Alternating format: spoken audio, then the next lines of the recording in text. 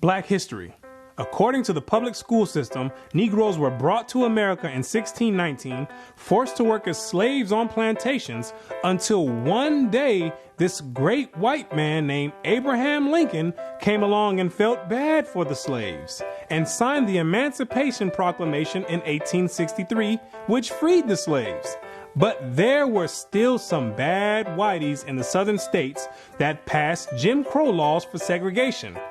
Afterwards, there came more whites that felt bad and then gave blacks civil rights in the 1960s, then allowed a black man to have the presidential office named Barack Obama.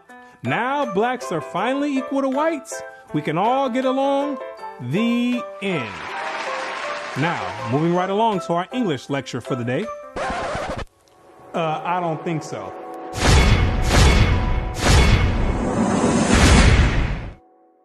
Black history. What do you know about black history?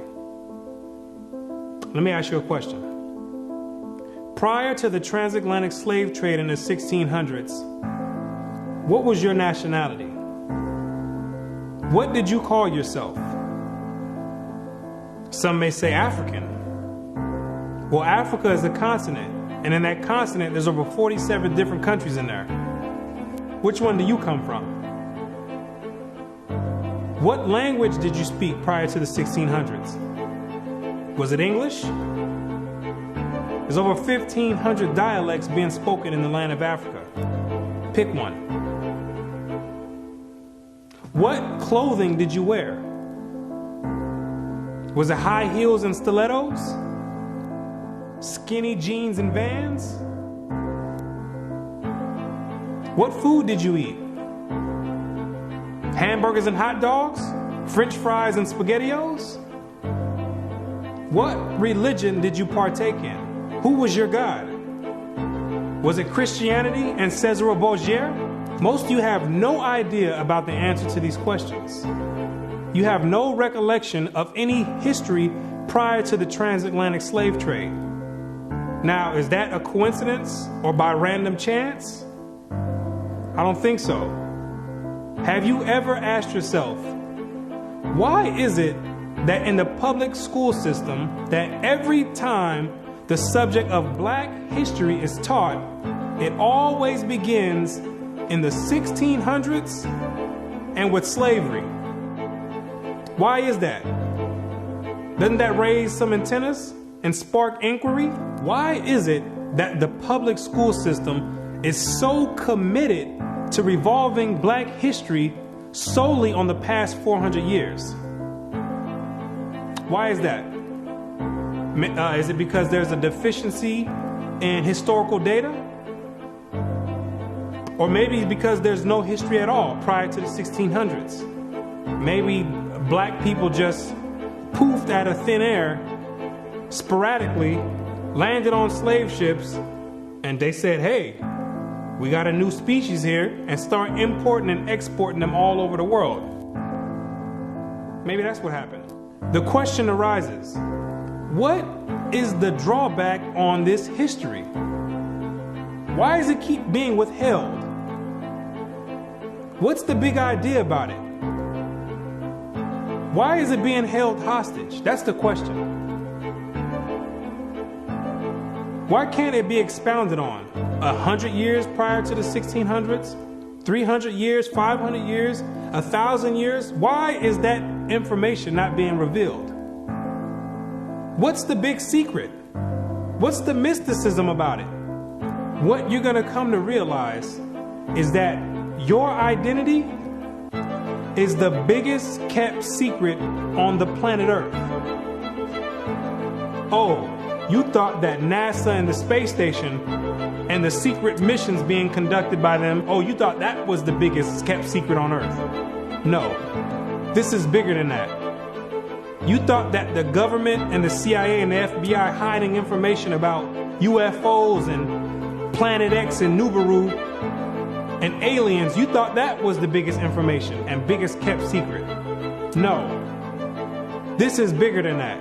The elite Confederate has spent billions of dollars and constructed an innumerable amount of psychological stratagem to ensure that you never received and acquired this information that's about to be put out.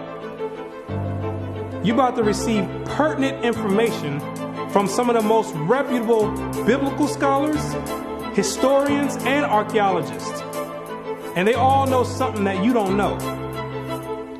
And that's your identity. Ham, the youngest son of Noah, born probably about 96 years before the flood, and one of 8 persons to live through the flood. He became the progenitor of the dark races, not the Negroes, but the Egyptians, Ethiopians, Libyans, and Canaanites. Wait, the churches and the pastors, which are set up by the government, all teach in unison a doctrine that all black people come from the seed of Ham. But once you open up scholastic sources, you'll find out that the biblical scholars say something totally different from what's taught in Orthodox Christianity. What do they mean by Ham is the father of the dark races but not the Negroes? The Negroes themselves are a dark race of people, so how can you say that Ham is the father of all these dark races and exclude the Negroes? What are the biblical scholars trying to convey? What the biblical scholars are saying is that you're not African. There's only 4 families according to the Bible that make up the native population of Africa, or the land of Ham. And the biblical scholars know that you don't descend from any one of those 4 families. In order to write that in a scholastic and academic book, the biblical scholars have done extensive and thorough research on both the so-called Negroes and the Africans, the native Africans. And they came to the conclusion after the extensive research that the Negroes don't have anything to do with the native Africans at all. They're 2 totally separate people.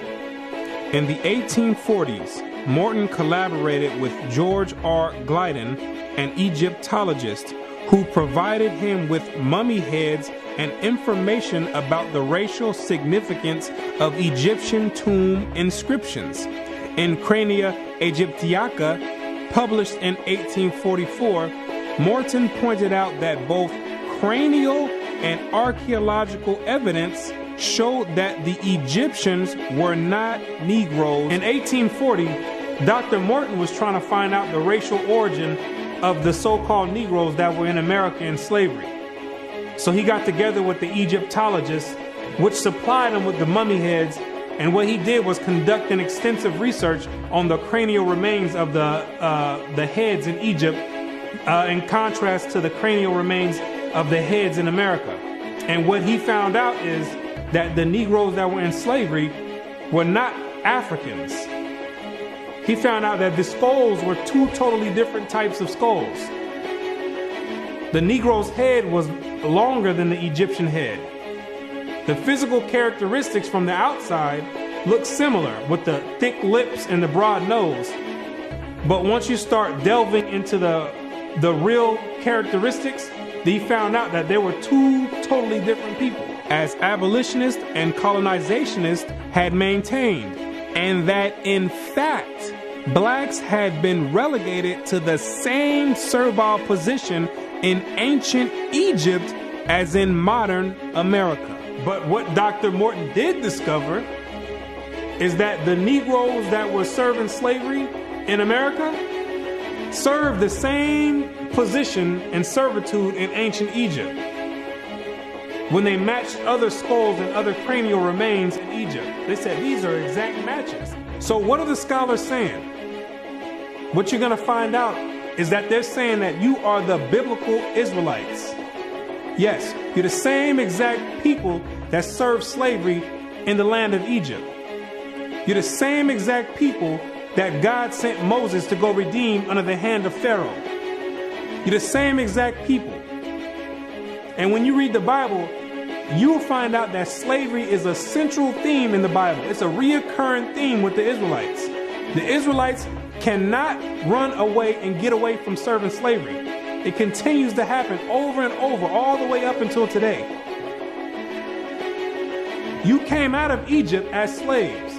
came down into the land of Israel, no sooner as you got there, then you had the Assyrians come, capture the land of Israel, and take you and make you slaves. In the 9th year of Hoshea, the king of Assyria took Samaria and carried Israel away into Assyria. You came out of the land of Assyria, went back to the land of Israel.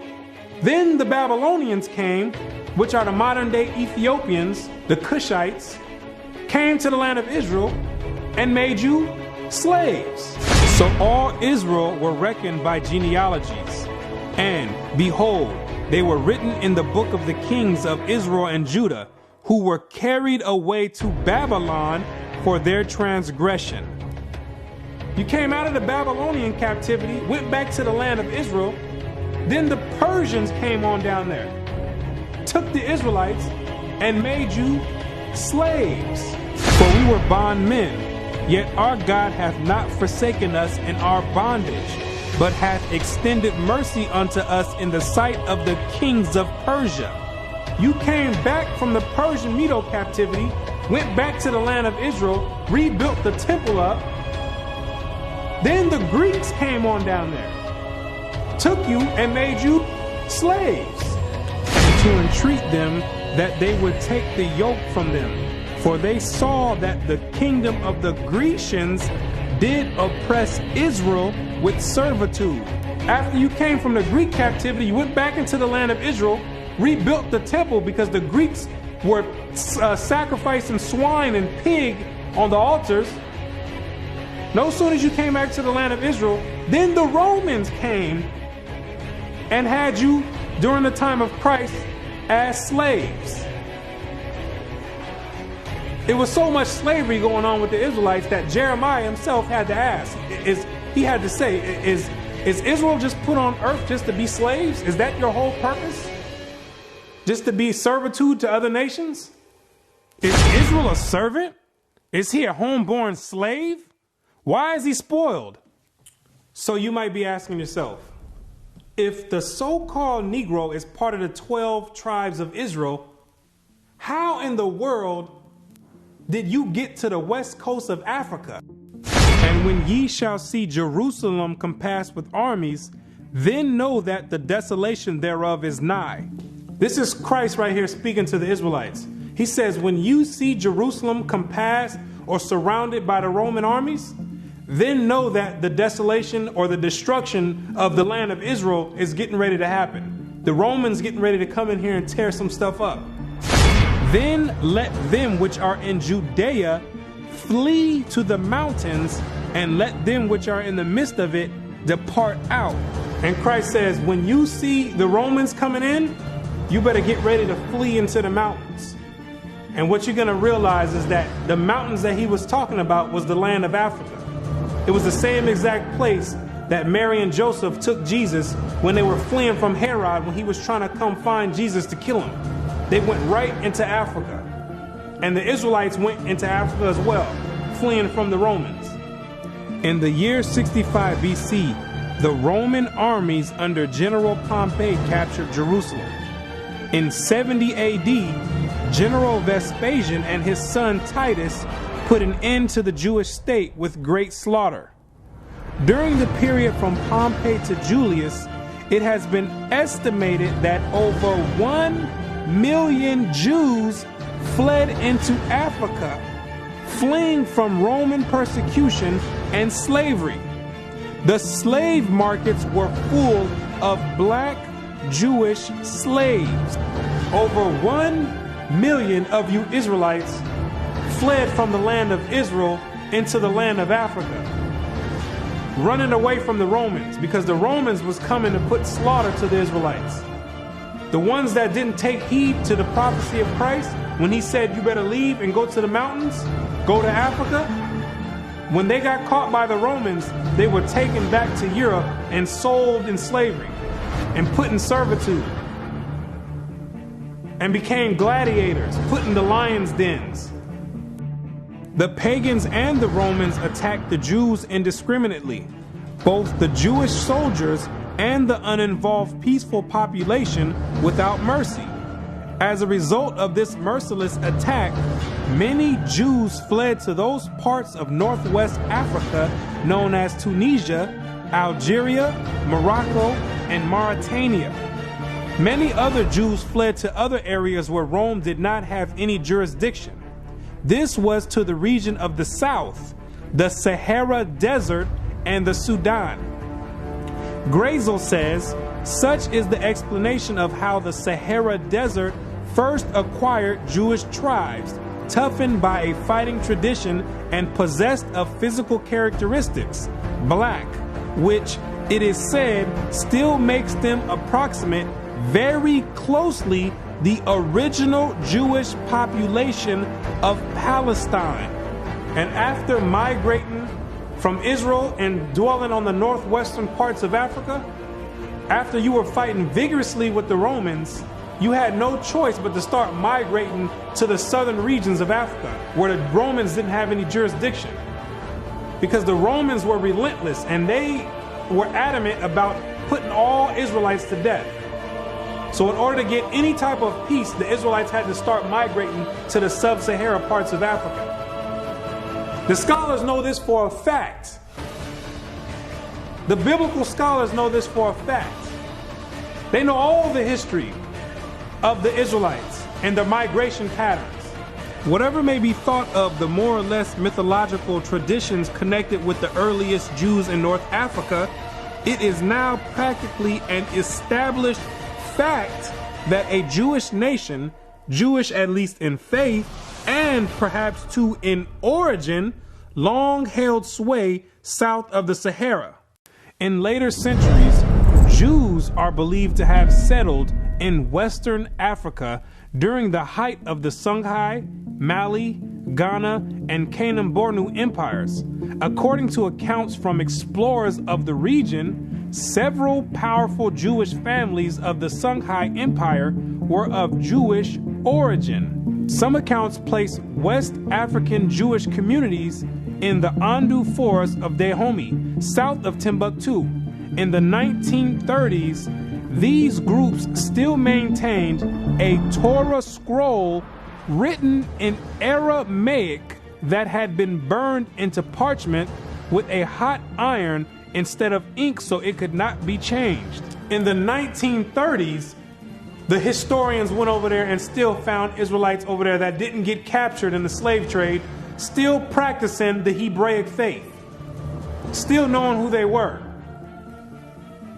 With a Torah, which is the first 5 books of Moses, written in Aramaic. That's the ancient language. And it's a shame that they have to burn it in hot iron so the European colonialists don't come over there tampering with it and taking the evidence and trying to hide the history. It's a shame that they have to do that. It is a total shame that they have to do that. The black Jews had an advantage over the African tribes. They carried their culture, history, laws, and written records with them. The Jews made use of every opportunity. They were an industrious and skillful people. In the Jewish Ghanaian states were found kings, princes, governors, generals, secretaries, treasurers, revenue agents, judges, architects, engineers, doctors, historians, language interpreters, mathematicians, jewelers, sculptors, masons, carpenters, painters of art, goldsmiths, leather workers, potters, armorers, saddlers, blacksmiths, agriculturalists, etc. Who told you that you was a bunch of Negroes running around on the west coast of Africa, butt naked, swinging from vines? Who told you that lie? You were and still are a prestigious people, a skillful people. The decline of Jewish communities of the West African Maghreb most likely began with the influx of Arab invaders into North Africa starting in 640 CE and later into West Africa in the 1300s and 14 CE. So after you had established communities and empires on the west coast of Africa, after the 7th century, that's when Muhammad and his band of thugs came down there to the West Coast with the Quran in one hand and a sword in another one. And they were forcibly converting the Israelites into that nonsense Islam. Yeah, I said it, nonsense Islam, because that's not what we were dealing with. That's the Arabs' religion. That's not what we were dealing with. And that was the decline of the Hebraic community over there in the west coast of Africa. And that was the forefront in the beginning of the slave trade. Yea, and what have ye to do with me, O Tyre and Zidon, and all the coast of Palestine? Tyre, Zidon, and the coast of Palestine, those are all ancient Africans that God is referring to. Will ye render me a recompense? And if ye recompense me, swiftly and speedily will I return your recompense upon your own head. Because ye have taken my silver and my gold, and carried into your temples my goodly pleasant things. The children also of Judah and the children of Jerusalem have ye sold unto the Grecians. The Africans got together with the so-called Grecians or the Europeans, and they commenced in selling the Israelites that were dwelling on the west coast of Africa in slavery. There's your slave trade right there in the Bible. Both buyers, Europeans, and sellers, Africans, saw the people traded into captivity on the African coast as outsiders. Now, why did those Africans see you as outsiders? Because you were some people that migrated and encroached on their land. They knew you were not the same exact people. The customs that you had, the way you moved, they knew you were not the same people, so they had no problem commencing in a slave trade with the Europeans. Do you be crazy to believe that Africans were selling their own people? That makes no sense at all.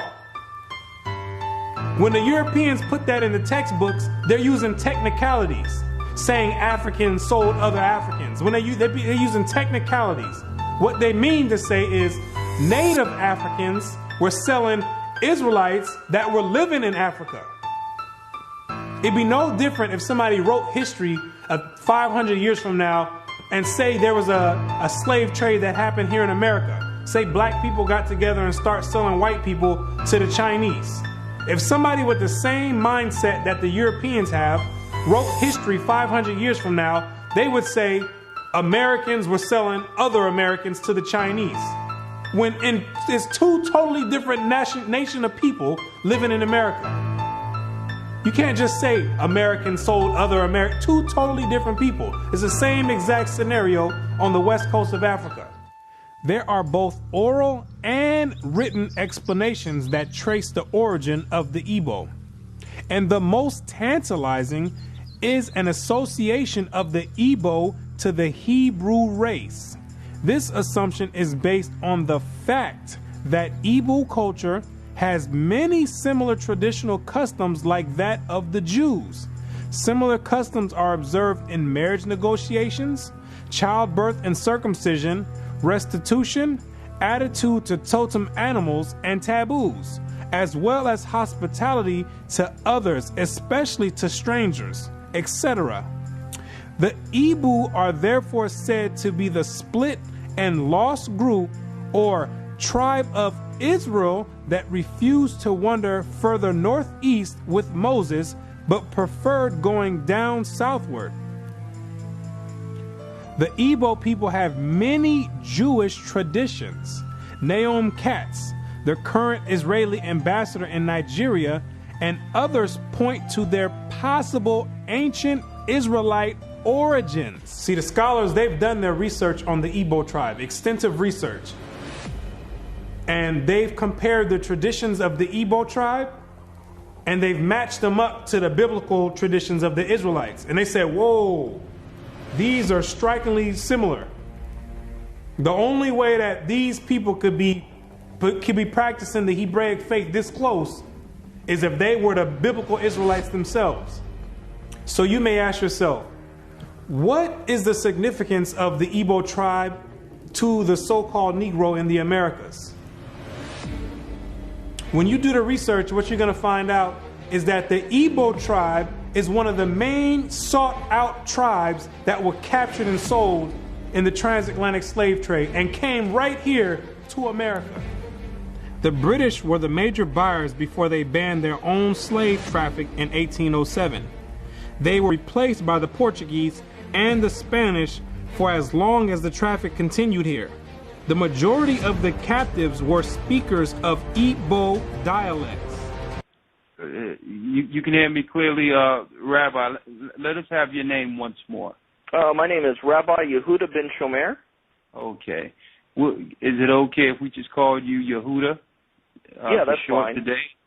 Okay, yeah, that's great. fine. No problem at all. I'll go on even further to say this, that the slave trade is actually connected to Deuteronomy 28, because the majority of the slaves that were brought to the Caribbean islands and brought to the Americas were Igbo people, were people of Hebrew and Hebraic Israelite descent, if you will.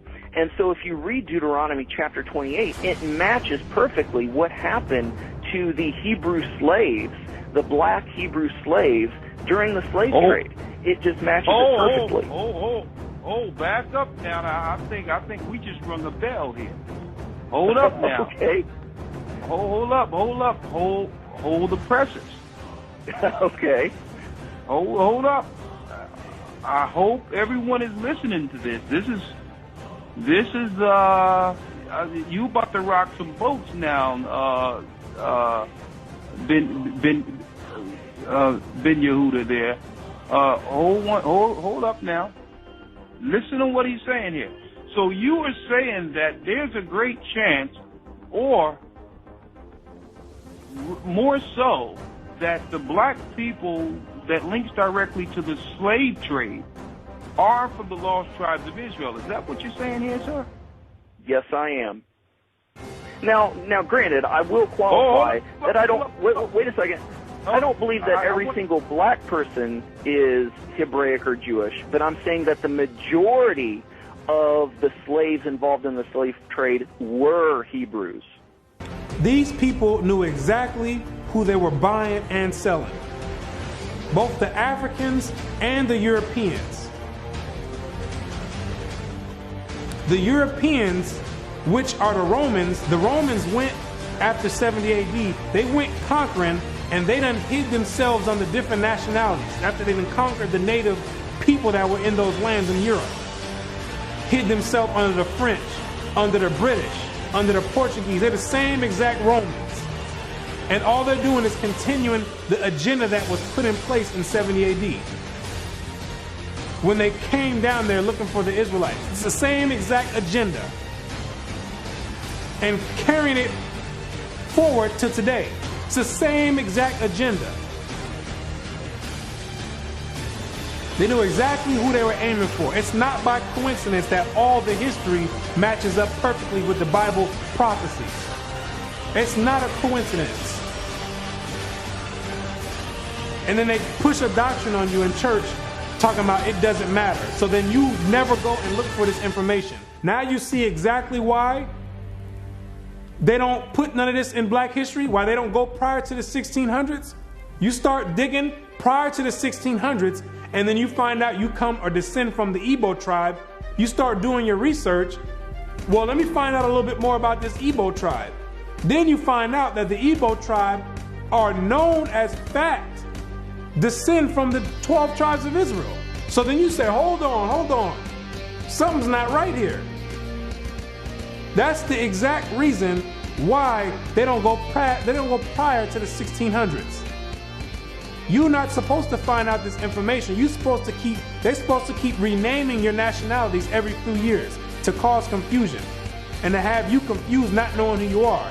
Each year, something else come out. First you called Negro, then you called color. Then 10 years later, they switch it to African American. It's all by design. Now you have to be asking yourself, if you are supposed to be the people of God, the chosen people of God, why is it that he continues to allow you to keep going into slavery after slavery after slavery? And why does he have you building up everybody's civilization off of the back of your slave labor. And it shall come to pass, when thou shalt show this people all these words, and they shall say unto thee, wherefore hath the Lord pronounced all this great evil against us? Or what is our iniquity? Or what is our sin that we have committed against the Lord our God? Then thou shalt say unto them, because your fathers have forsaken me, saith the Lord, and have walked after other gods, and have served them, and have worshipped them, and have forsaken me, and have not kept my law. What you're going to realize is that when Moses brought you out of the land of Egypt and you entered into the wilderness, you entered into a covenant with the Most High God, the creator of everything you see in heaven and in earth. You entered in a blood in and blood out agreement with the creator. And he kept his end of the bargain, but you never kept yours. And he took the book of the covenant and read in the audience of the people. And they said, all that the Lord hath said, we will do, and be obedient. And Moses took the blood and sprinkled it on the people and said, behold, the blood of the covenant, which the Lord hath made with you concerning all these words. Once Moses sprinkled the blood on you, there was no way out of it. You entered into the covenant. And it shall come to pass, if thou shalt hearken diligently unto the voice of the Lord thy God, to observe and to do all his commandments, which I command thee this day, that the Lord thy God will set thee on high above all nations on the earth. And all these blessings shall come on thee and overtake thee, if thou shalt hearken unto the voice of the Lord thy God. You see, if you kept your end of the bargain, the deal was the Most High was going to set you above all nations on the planet Earth. You know, the same spot that the Europeans have today, that was supposed to be your spot if you kept his laws, statutes, and commandments. But, that means there's a stipulation. There's two sides of the bargain. It shall come to pass, if thou wilt not hearken unto the voice of the Lord thy God, to observe to do all his commandments and his statutes which I command thee this day, that all these curses shall come upon thee and overtake thee. Thy sons and thy daughters shall be given unto another people, and thine eyes shall look and fail with longing for them all the day long, and there shall be no might in thine hand. Thou shalt beget sons and daughters, but thou shalt not enjoy them, for they shall go into captivity. The stranger that is within thee shall get up above thee very high, and thou shalt come down very low. Moreover, all these curses shall come upon thee, and shall pursue thee, and overtake thee, till thou be destroyed, because thou hearkenest not unto the voice of the Lord thy God, to keep his commandments and his statutes which he commanded thee. And they shall be upon thee for a sign and for a wonder, and upon thy seed forever, because thou servest not the Lord thy God with joyfulness and with gladness of heart for the abundance of all things. Therefore shalt thou serve thine enemies, which the Lord shall send against thee, in hunger and in thirst and in nakedness and in want of all things. And he shall put a yoke of iron upon thy neck until he have destroyed thee. God says you'd have the yokes of iron on your neck until he has destroyed you. So that means when he take the yokes of iron off, you were destroyed. When did that happen? in 1863 when Abraham Lincoln signed the Emancipation Proclamation. The yokes of iron came off, but at that time, your whole history had been whipped out of you. When the master gives you something, you take it. He gave it a name. It's a nice name. It's Toby. And it's going to be yours till the day you die. Now, I know you understand me, and I want to hear it. Again!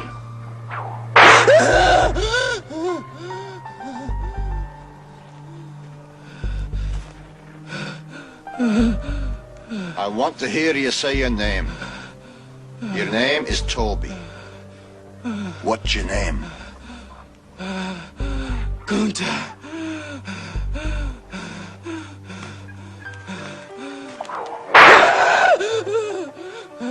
Lord God, help that boy. They're gonna whip him dead. What's your name?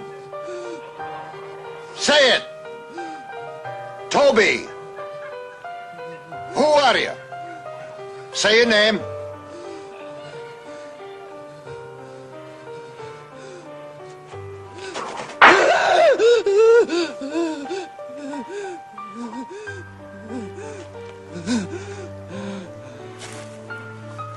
What's your name? Toby. So that the man that is tender among you and very delicate, his eye shall be evil towards his brother, and toward the wife of his bosom, and toward the remnant of his children, which he shall leave. You wonder why it's black on black crime? You didn't keep your part of the covenant.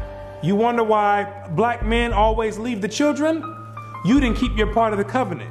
Also, every sickness and every plague which is not written in the book of this law, them will the Lord bring upon thee until thou be destroyed. Why are you number one in HIV? You didn't keep your part of the covenant. Why are you number one in hypertension and high blood pressure? You didn't keep your part of the covenant. Why are you number one in high cholesterol? You didn't keep your part of the covenant. Why are you number one in diabetes? You didn't keep your part of the covenant. Why are you number one in all negative effects across the board? You didn't keep your part of the covenant. And the Lord shall scatter thee among all people from one end of the earth even unto the other. And there thou shalt serve other gods, which neither thou nor thy fathers have known, even wood and stone. And among these nations shalt thou find no ease, neither shall the sole of thy foot have rest. But the Lord shall give thee there a trembling heart, and failing of eyes, and sorrow of mind. And thy life shall hang in doubt before thee, and thou shalt fear day and night, and have no assurance of thy life. In the morning thou shalt say, would God it were even?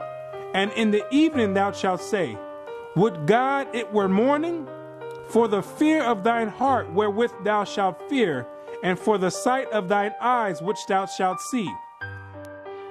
And the Lord shall bring thee into Egypt again. The word Egypt in the Bible means bondage or slavery. I am the Lord thy God, which have brought thee out of the land of Egypt, out of the house of bondage. So when God says he's going to bring you into Egypt again, he's saying, I'm going to bring you into slavery again with ships. But this time you're going with ships, packed up like sardines in a can. By the way whereof I spake unto thee, thou shalt see it no more again. And there ye shall be sold unto your enemies for bondmen and bondwomen, and no man shall buy you. And God says no man shall buy you. Back in the biblical days, you would be able to buy or redeem a slave by payment. But God says no man is going to be able to redeem you out of this slavery. This last one I bring you to, this last Egypt, nobody's going to get you out of it. Marcus Garvey tried to get you out of it, didn't work. Martin Luther King tried to get you out of it, didn't work. Malcolm X tried to get you out of it, didn't work. Louis Farrakhan tried to get you out of it, didn't work. Al Sharpton tried to get you out of it, didn't work. Why? Because you are still breaking the covenant.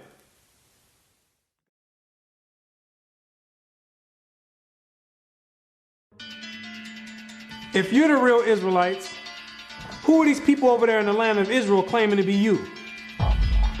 Those are Romans, Europeans. They got pushed up in the South Georgia, Russia, in the Caucasus Mountains, and hid themselves under the name of Khazars.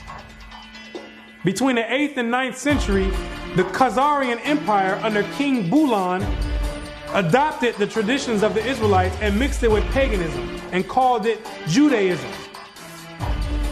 Yes, we know your history too. Then after the Holocaust, which was politically motivated, the elite used that as a pretext to invade the land of Israel and took those Khazarian converts and placed them in that land in 1948. In May of 1948, a new Jewish state, Israel, was born in a bath of blood. Jewish troops routed Arab forces from the city of Haifa in the first of a series of battles that were to reverberate through the years.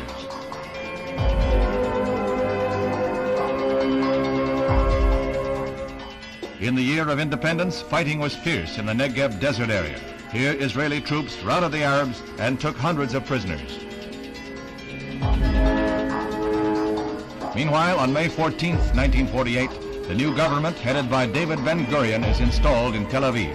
Thus, for the first time since the Roman legion destroyed Jerusalem in the year 70 AD, the Jewish people have a nation of their own. United Nations teams accompany Israeli soldiers under the white flag to retrieve the bodies of soldiers killed in the continuing strife with Arab troops.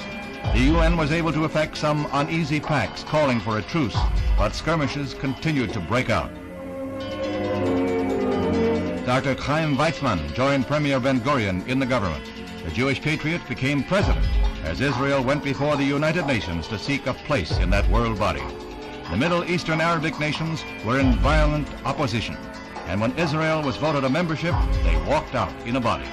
For the rest of the day, their seats remained empty, but they returned the next morning to no further incident. Thus, history was made as the Jewish state of Israel was born. Conceived in strife and weaned on violence, Israel has flourished to become a constructive voice in world affairs. Her flag became a symbol of hope. To destabilize the Middle East. Prior to that, those people never lived in the land of Israel. Prior to 1948, those people never stepped foot in the land of Israel. Those are Europeans hiding themselves, European Romans hiding themselves under Jewish. That's what they keep doing each time. They keep going different places and taking on different nationalities. They're the same exact people.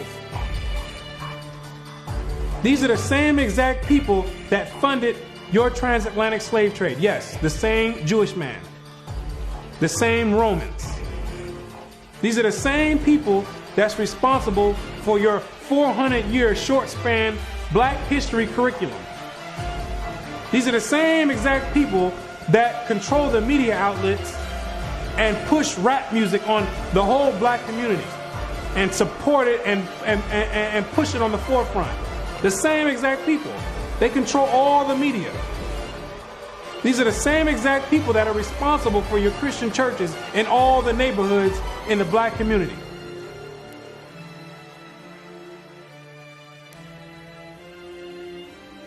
The Bible says when the real Jews get in the land of Israel, there will be no more war. Since those converts, Khazarian converts, went into the land, it's only been war. They don't fit the prophecies. They over there dealing with Satan. I know thy works and tribulation and poverty, but thou art rich. And I know the blasphemy of them which say they are Jews and are not, but are the synagogue of Satan, using the Babylonian Talmud as their authoritative source. These people are not the real Jews, and they have nothing to do with the Most High God and the biblical Israelites. They're not the real Jews, and they're dealing with Satan at the highest level. What are these nations trying to accomplish by suppressing all this information? What you're going to realize is that there's a group of nations that are confederate together that have been trying to get rid of the Israelites from way back when so they can offset the Bible prophecies. Keep not thou silence, O God. Hold not thy peace, and be not still, O God. For lo, thine enemies make a tumult, and they that hate thee have lifted up the head. They have taken crafty counsel against thy people, and consulted against thy hidden ones. They have said, come, and let us cut them off from being a nation, that the name of Israel may be no more in remembrance. The elite know that America, according to the Bible, is the last kingdom before the return of the Messiah. It's the last reigning kingdom, called Babylon the Great, or the Little Horn. And they're trying to offset prophecy and prolong their rulership, because they know that when Christ returns, he and the 144,000 are going to be the next ruling government on the planet Earth. And he that overcometh and keepeth my works unto the end, to him will I give power over the nations, and he shall rule them with a rod of iron. As the vessels of a potter shall they be broken to shivers, even as I received of my Father. And I heard the number of them which were sealed, and there were sealed 144,000 of all the tribes of the children of Israel. The elite don't want this prophecy to go forth. They're going to do anything in their power to offset the prophecies and prolong their rulership, because they know that once the Israelites are in rulership or in authority, that all these nations that had a hand in enslaving the Israelites, they're all going in captivity. It's going to be their turn for servitude. For the Lord will have mercy on Jacob, and will yet choose Israel, and set them in their own land. And the stranger shall be joined with them, and they shall cleave to the house of Jacob. And the people shall take them and bring them to their place. And the house of Israel shall possess them in the land of the Lord for servants and handmaids. And they shall take them captives, whose captives they were, and they shall rule over their oppressors. Therefore, all they that devour thee shall be devoured, and all thine adversaries, every one of them, shall go into captivity. And they that spoil thee shall be a spoil, and all that prey upon thee will I give for a prey. He that leadeth into captivity shall go into captivity. He that killeth with the sword must be killed with the sword. Here is the patience and the faith of the saints. The elite have got together with their top scholars in their think tanks, and they know these prophecies to a T. They didn't study this book back and forth. They understand all the breakdowns and prophecies. So in order to prevent these things, they have to suppress history and rewrite history and flood the media outlets with all types of futile material like rap music, Atlanta Housewives, and other reality TV nonsense to keep your mind occupied on entertainment and diverted from anything with any significance. And the success rate of that to black people is extremely high. The black man won't pick up a book if his life depended on it. A book is kryptonite to the black man. It's like spraying Raid on a roach. They say if you want to hide anything from a black man, you put it in a book. But despite these efforts of trying to offset prophecy, there's Israelites waking up all over the world by the thousands, coming up out of sleep and getting rid of these Gentile gods and coming back to the Most High God, the creator of heaven and earth, and keeping their end of the bargain. For the children of Israel shall abide many days without a king, and without a prince, and without a sacrifice, and without an image, and without an ephod, and without a teraphim. Afterward shall the children of Israel return and seek the Lord their God and David their king, and shall fear the Lord and his goodness in the latter days. The kingdom of heaven rulership, the governing body, is being set up right now in the midst of everyone, and nobody even knows it. While America is on an economic decline, God is raising up the ruling government of the kingdom of heaven. He says, even though the children of Israel are as the sand of the sea, only a small remnant are going to be saved from his wrath. Isaiah also crieth concerning Israel, though the number of the children of Israel be as the sand of the sea, a remnant shall be saved. Because the majority of you Israelites are going to be too caught up and bugged out of your mind and caught up in the world and caught up in Christianity to even give the Creator a thought. And even to consider to go back and keep your part of the covenant. But God says, He's not sending you in slavery no more. He says, if you didn't learn this time from all the captivities you've been under, if you didn't learn from getting your backs whipped, if you didn't learn from being hanged, if you didn't learn from having your sons and daughters sold, He says, I'm not bringing you into captivity no more after America. This is the last captivity. He has another plan for you. You got another punishment coming. It's called the lake of fire. But the fearful and unbelieving and the abominable and murderers and whoremongers and sorcerers and idolaters and all liars shall have their part in the lake which burneth with fire and brimstone, which is the second death. And you're going to be there for a very long time. But to those that have an ear and come back and return to the Heavenly Father, He's going to make a new covenant with you. For finding fault with them, He saith, behold, the days come, saith the Lord, when I will make a new covenant with the house of Israel and with the house of Judah. The Bible says that the new covenant is with the Israelites, not all nations. He made the first covenant with you, and He's making the next covenant with you as well.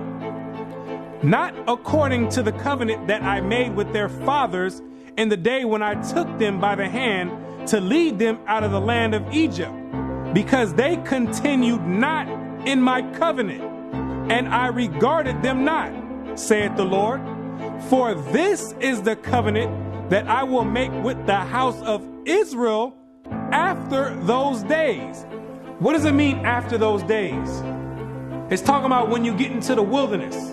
Yes, you have to go to the wilderness again. The same way when you came out of Egypt and you went into the wilderness and made the first covenant is the same exact way when you come out of America, which is the modern Egypt, you're going to have to go into the wilderness again.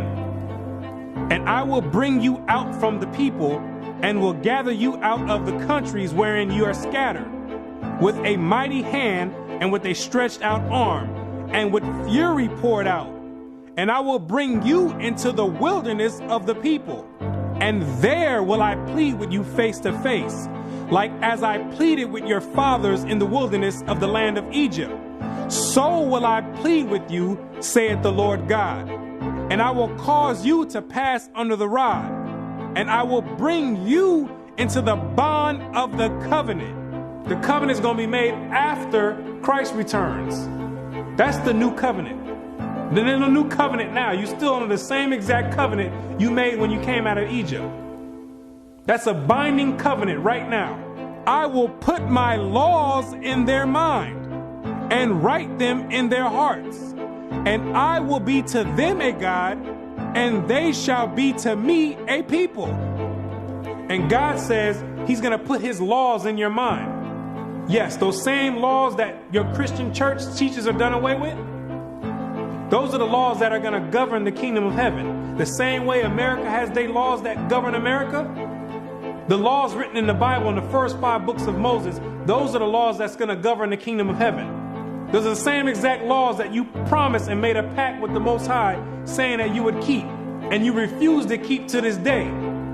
That this is a rebellious people, lying children, children that will not hear the law of the Lord, which say unto the seers, see not, and to the prophets, prophesy not unto us right things, speak unto us smooth things, prophesy deceits.